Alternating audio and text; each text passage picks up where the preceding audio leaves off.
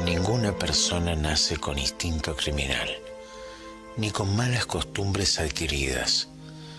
Cuando muy pequeños, comenzamos a comer y todos los sabores son insípidos. Tal vez todo sea nuevo, pero todo sabe igual. Algunos creen que los niños pueden ser poseídos en el vientre materno, a donde conocen el sabor de la sangre, y luego de nacer esperan en su inconsciente el instante de enojo que les hará perder la razón, buscando aquel sabor esperado. Sin anestesia, historias salvajes.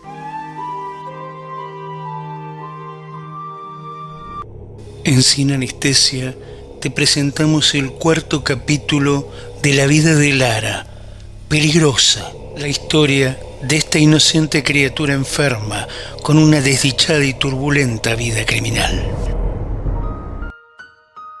En el capítulo anterior recordarás que Lara regresaba a su casa en compañía de su padre y su hermano, y que su papá le había quitado su muñeca. Sin embargo, ella podía escucharla y le adelantó a su hermano que alguien iba a pagar por molestarla. Al llegar a su casa, su padre colocó la muñeca bien alto sobre su placar para que Lara no pudiera alcanzarla. Y aquella noche la pequeña lloró incansablemente, suplicando a su papá que le devuelva a Nadia. Después de cenar, la niña le dijo a su papá que podía quedarse con su muñeca por una noche, algo que a su padre le pareció un buen gesto de su hija que tal vez podría representar una mejoría gracias al efecto de la medicación. Cuando todos dormían, Lara se escabulló por un costado de la propiedad, a donde las maderas podían quitarse y colocarlas nuevamente, con facilidad. Logró entrar a la habitación de su padre. Sus ojitos brillaban con ganas de llorar al ver a su muñeca acostada junto a su papá y no sobre el placar. Pero Nadia le pidió que no haga ruido y le dio las instrucciones a seguir. Lara tomó de un rincón un jarrón antiguo de metal y levantándolo sobre sus hombros le dio un fuerte golpe en la cabeza a su papá mientras dormía. La cama se llenó de sangre y ella pensó que lo había matado. Fue entonces que la muñeca le dijo que su padre, por las noches, mientras ella dormía, la llevaba a dormir con él porque extrañaba a su mamá. Las conductas del padre molestaban muchísimo a la muñeca Nadia, pero ahora estaba feliz porque Lara la había defendido. Lara dejó su muñeca donde estaba para no levantar sospechas y volvió por el mismo lugar por donde ingresó de nuevo hacia su habitación. Cuando amaneció, su hermano, al levantarse y ver que el desayuno no estaba preparado, fue a la habitación de su papá, encontrándolo gravemente lastimado y la cama llena de sangre. El joven gritó y logró despertar a su papá, quien se quejaba de un dolor muy grande en su frente. Ambos supieron de inmediato, al ver el jarrón, que esto era obra de Lara, y no podían entender cómo podía ser capaz de tanto. Mientras tanto, Lara dormía plácidamente, pues se había desvelado gran parte de la noche para lograr lo que acabo de contarte. Pero su hermano la despertó porque ya era hora de levantarse para almorzar y estudiar. El joven se iba a quedar ese día con ella para cuidarla y ahora también cuidar a su padre que estaba tan lastimado. Mientras tanto, desde la dirección de la escuela, se acercarían a traer las actividades escolares para Lara. Cuando la pequeña se despertó al ver a su padre vivo, vendado, se sorprendió y de inmediato comenzó nuevamente a pedir su muñeca Nadia. Una gran discusión se originó en la casa ese mediodía. Su papá no entendía bien cómo debía tratar a la pequeña, que era su hija y a la vez una asesina. De hecho, estaba desconcertado sobre las conductas violentas que podía tener una criatura tan pequeña. No se explicaba el porqué. Y siendo que él no tenía mucho estudio, en un arrebato fue hasta su habitación, agarró la muñeca y le arrancó los brazos para que Lara dejara de una vez su locura. Los gritos y el llanto de Lara eran insoportables dentro de la cabaña. Así que el hombre la dejó con su hermano y se fue a trabajar. Muy dolorido y lastimado, no podía soportar más la situación, pero trabajar era lo único que sabía. Necesitaba hacerlo para poder solventar los gastos y además lo sacaba de allí, de sus recuerdos y de tanta angustia e impotencia. Por la tarde se acercó la maestra hasta la cabaña, trayendo una carpeta repleta de actividades como para que Lara tenga en qué entretenerse por varias semanas y no tenga que regresar por la escuela. Pero la mujer no se quedó callada y trató a la pequeña Lara de loca, de asesina y de ladrona. Le dijo delante de su hermano que era una criminal por haberle quitado de su cajón su cuchillo y asesinar a una compañerita, que no debía estar en su casa sino en la cárcel, y que por suerte a ella le tocaba jubilarse y ya no sería más su maestra. Su hermanito Sergio intentó frenar los dichos de la maestra para que no lastime a su hermana, que ya había dado muestras de estar enferma. Intentó explicarle a la maestra que Lara escuchaba voces y que hacía lo que su muñeca le pedía que haga, que su hermana no era una persona mala, sino una persona enferma, pero esta explicación a la maestra no le cambió su manera de ver el atroz crimen que había acontecido en la institución, y se fue indignada como llegó. Lara se encerró en su habitación con los pedazos de su muñeca, el costurero de su madre y un pegamento que tomó de la caja de herramientas de su papá para poder repararla. Mientras lo hacía, su hermano Sergio la observaba desde lejos y podía escucharla hablarle a Nadia, pidiéndole por favor que aguante el dolor. Lara en su cabeza podía escuchar los gritos aterradores de Nadia, su instinto de venganza y los planes criminales que debía Lara cometer para hacer justicia. Su hermano se escondió y observó todo lo que pudo para escuchar a Lara hablar con esa muñeca y saber cuáles eran sus planes. La muñeca era en parte plástica, con extremidades de trapo con relleno, y en un momento, cuando Lara terminó de coserla y repararla, la sentó en una silla y le dijo: «Basta. Ya no puedo ayudarte más, Nadia. Estoy en problemas. Si querés que sigamos siendo amigas, esto tiene que terminar». Sergio se quedó tranquilo al escuchar esto y se puso a hacer algunas cosas en la casa. Cuando salía a cuidar los animales del campo, dejaba la puerta bien cerrada para que Lara no pudiera escapar. Por la noche, cuando llegó su padre, Sergio le contó todo lo que había escuchado, y al hombre se le caían las lágrimas, pero tenía fe en que la medicación ayudara a su pequeña y que la justicia no determinara que el mejor lugar fuera una cárcel juvenil en la ciudad y no en el pueblo. Llegada la noche, como siempre, el cansancio era más fuerte y no podían quedarse en vela observando las conductas de la pequeña Lara.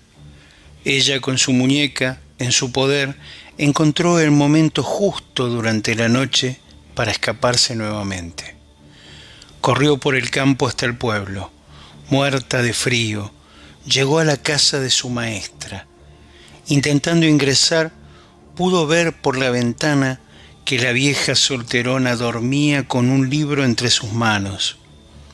Lara ingresó por la cocina, buscando en los cajones un cuchillo para matarla.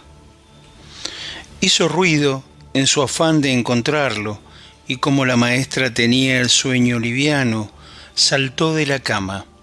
Al verla, se aterró y se encerró en su habitación para de inmediato llamar a la policía. Hizo un ruido y Lara se dio cuenta. Corrió velozmente, pero no logró llegar. Sentó a su muñeca en el piso frente a la puerta de la habitación de la maestra y le dijo: «Yo lo haré, amiga, lo haré por las dos». Comenzó a clavar el cuchillo incansablemente en la puerta de madera, gritándole a la mujer que abra. La maestra estaba temerosa, aterrada, le gritaba a la policía que se apuren. Cuando llegaron, no querían dispararle, así que intentaron convencerla de que deje el cuchillo en el piso. La acorralaron, y con algo de ingenio una mujer policía llegó hasta la muñeca y la tomó. Lara gritó: «¡Déjala!», y negociaron que si bajaba el cuchillo le devolverían a Nadia. Lara se quedó mirando a su muñeca fijamente y le preguntó delante de los oficiales, como si ellos no pudieran escucharla: «¿Qué hago, amiga?». Y Nadia, al parecer, le contestó: «Baja el cuchillo, esta vez nos atraparon». Llevaron a la pequeña Lara hasta la comisaría y elevaron un informe completo a la fiscalía. Determinaron que el lugar apropiado para esta niña, desgraciadamente, era en un centro juvenil de detención, dirigido por personal médico, con guardias penitenciarios, para jóvenes delincuentes, pero en la ciudad. Su padre y su hermano no podían viajar hasta allá, pero su abuelo vivía en la ciudad. Tuvieron que aceptar la medida legal, puesto que tampoco se sentían capacitados para cuidar de ella.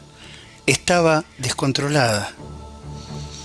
Como su abuelo vivía en la ciudad, se hizo cargo de firmar los papeles legales para la internación en ese lugar, con la condición de que le permitieran que la visite diariamente. Lara pasó en ese centro juvenil de detención 8 años. Con los medicamentos había dejado de escuchar a su muñeca. Podía reconocer además que estaba enferma, pero no recordaba sus crímenes. De hecho, cuando una familia vino a ver a otra interna del lugar, al ver a una niña pequeña, le obsequió a su muñeca Nadia, explicando que ella, con 15 años, ya estaba grande para muñecas. Los médicos vieron esta actitud de Lara muy positiva. Al parecer, su conducta y este desprendimiento demostraban que había superado sus crisis, por lo que recomendaron que poco a poco pudiera reinsertarse socialmente a modo de prueba. Otorgaron permisos de fin de semana para que pase con su abuelito, en un intento de que se vaya readaptando a la sociedad. Lara estaba tranquila, muy feliz de poder visitar a su abuelo el fin de semana.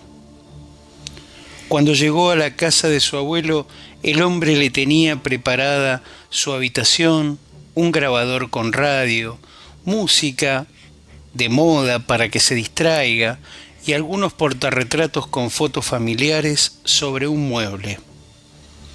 Lara vio la foto de su hermano, su padre, su madre, pero no dijo nada sobre ellos. Tomó entre sus manos el retrato de su abuela y le preguntó a su abuelito: ¿la extrañás? Yo no la conocí, pero era muy linda y buena, ¿no es cierto? El abuelo le respondió: sí, corazón, era muy linda y la extraño muchísimo. Fue mi gran compañera de toda la vida. Se fue pronto, pero desde el cielo me mandó este regalo. ¿Cuál, abuelo? Poder cuidar de mi nieta, que me acompañes un poquito en mi soledad y poder contarte muchas historias familiares. Lara estaba feliz, ponía música y bailaba. Su abuelo le informó a los médicos que aún balbuceaba como hablando con alguien invisible, pero su conducta en líneas generales era muy buena. Después de varios fines de semana compartiendo juntos, mientras el abuelo preparaba la comida, Lara lo sorprendió por detrás con un abrazo fuerte. El pobre viejo se sintió tan contento y le agradeció con una risa de emoción. Gracias, querida, este abrazo es tanto para mí. Cuando el viejo se dio vuelta, se encontró con que Lara estaba completamente desnuda. Se le borró la sonrisa de la cara y, para no alarmarla, intentó hablarle suavemente. ¿No tenés frío, querida? Déjame traerte algo de ropa. No, abuelito, estoy bien así. Estoy para vos, porque Jackson, el líder de la banda de música que yo escucho en mi habitación, me dijo que se acerca el fin del mundo. Y para ser una buena chica, debo quererte como mi abuela, porque sos mi abuelito, y de este modo iré al cielo. Lara se pegaba al abuelo toda desnuda, sonriendo y mirándolo de cerca. El pobre viejo tenía miedo, quedó paralizado, y cuando Lara intentó besarlo, la tomó de un brazo y le dijo muy decidido: estás enferma, y encima te vas a engripar. Tenés que vestirte. Ya fue suficiente.